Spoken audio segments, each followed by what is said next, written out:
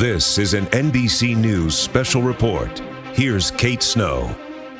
Good day. We're coming on the air with another update on the coronavirus pandemic. The epicenter of the virus here in New York State is just north of the city in Westchester County. Across the country, nursing homes have been hit hard during this pandemic. According to new data, 1 out of every 3 COVID deaths is a nursing home resident or worker. So we started actually preparing for this virus well before, knowing full well that it was in China and also seeing things were over in Washington as well. We actually went ahead and stopped some major things that we were going to have campus here on March 3rd. We were supposed to have a huge auditorium event that evening with people coming up from New York City. We wisely decided to cancel that. That was the day after we heard about the first positive virus here in New Rochelle. Not more than 3-4 days later, we actually shut down the entire campus. From the beginning, we really had to rethink our business. Regulations were changing daily, so we really had to pivot and change course frequently. You know, at the time, we really weren't sure what it was. You know, everyone was saying, it's no worse than the flu. You know, this will pass in a couple of weeks and we'll be back to normal. And I think that the difficult part was just the uncertainty. It was scary, but we all had a job to do. We knew what the job was, to take care of the folks here and to do the best of our ability to keep them healthy and keep them safe. And I believe that was everybody's mission. The best place to be is a facility like here because we have all of the safeguards in place. We're screening our staff. We're asking the questions. We're taking the temperature. We're monitoring things. We're constantly reading all the regulations that come through. I can't imagine having them do anything more. They kept us safe, put limits on visitors, and all the things that helped keep us free of the virus.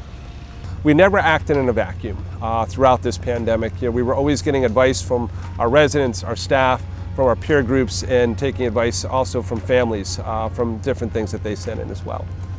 It's a scary time. I mean, we don't know what another month is going to bring.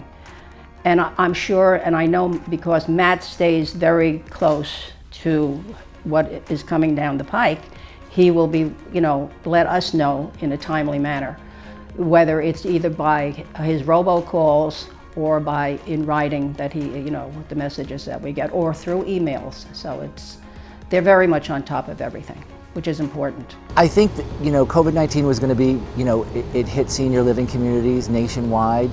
I think what differentiates organizations like the Osborn is the way we dealt with it and the way we communicated about it.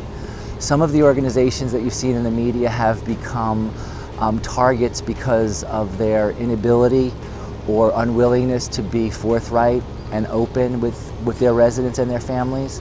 And the Osborn has not had that issue at all. We look at our residents and their families as an extension of our organization, and because of that, we have maintained an open and honest communication with them. The strategy all along for all of us is we wanted to keep both our residents and our staff as safe and as comfortable as possible and keep things as normal as we possibly could. And then as far as transparency as well, we felt that that was something that was very important kind of moving forward and letting people know what we were doing along the way. So we also run channel 591, which is our in-house channel, and that goes to the garden homes for informational.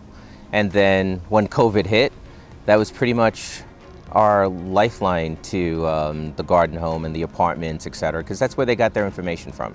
And our movie programming, so our cinema closed, and we were able to then run our movies through our in-house channel.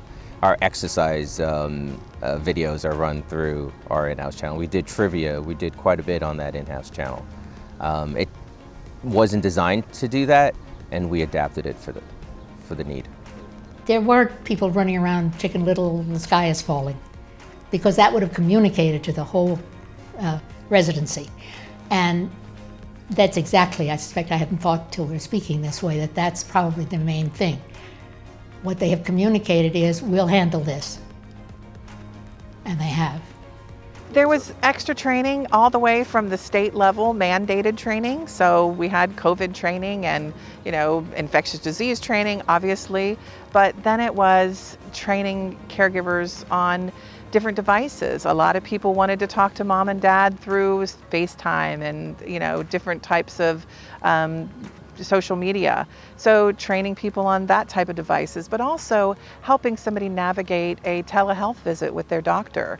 So a lot of times our caregivers were side by side with their client talking to a doctor about things that are going on during a telehealth visit. And that was a bit of a learning curve, not only for the clients and our residents, certainly for the caregivers as well. The type of person that works here is someone that is dedicated, that cares, that really goes above and beyond every day. That, yes, you have people that say it's not my job. Well, our employees don't do that. They just do whatever it takes to get the job done. They really hold the resident in high regard, and they really treat the resident as if they were immediate family. The TV is marvelous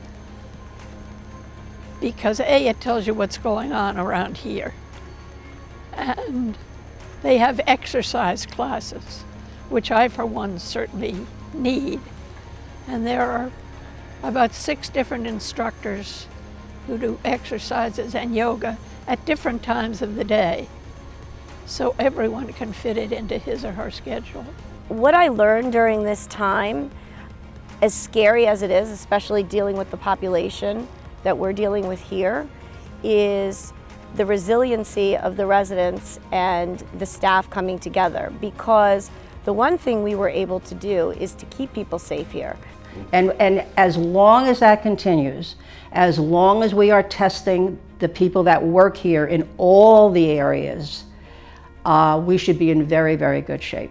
If I had any worry about that, I would say, we're out of here. I would have no qualms in saying that to my husband, but no, I'm very comfortable here, very, very comfortable here. If I was in my own home, I'd be concerned about buying groceries.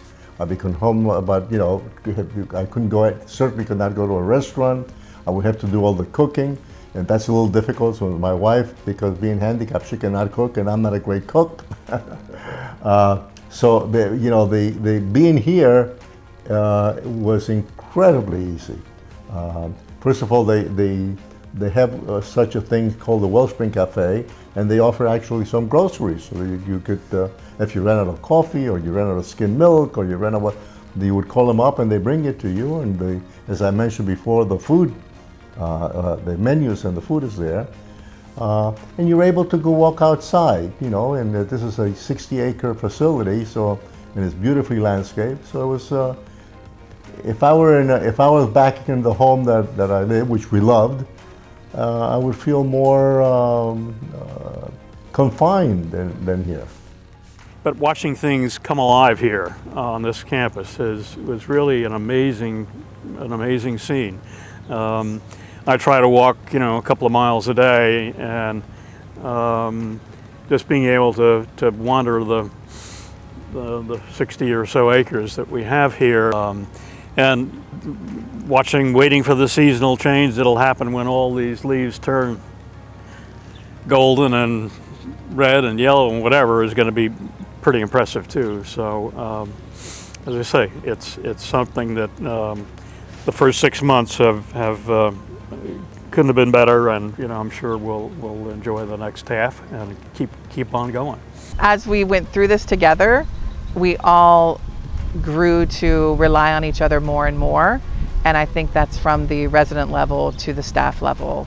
We all worked together to figure out how we best made the situation that was as bearable as possible. So there was a few times where we greeted people at the entrance, whether they were coming into the building or they were leaving. So we had managers at each staff greeting people on their way in and thanking people on their way out. And it really, walking around, clapping, thanking people goes a long way. We also did a walk around the campus for residents to come out and clap and cheer and recognize our employees. And those little things really do go far. I think if anything, what this pandemic has shown us is just the value and the strength of our staff and our residents. This truly is a community, and at this time we really came together as that, and I think that really takes us forward. It's made us stronger. It's shown us that we can pretty much do what we set our minds out to do. And we're going to continue to do that from a safety standpoint. We're going to continue to do that from an engagement standpoint. this truly is a great place to live and a great place to work, and we want to make sure that we continue that going forward. Yes, without question, for me, the best place to have been or to be in a situation like this is the Osborn. It's terrific. I think the thing that I've loved, if you find a way to love something during this pandemic, is the sense of family here on our campus. The sense of people coming together in the midst of a crisis and being able to solve different issues together, but find a way to lift each other's spirits.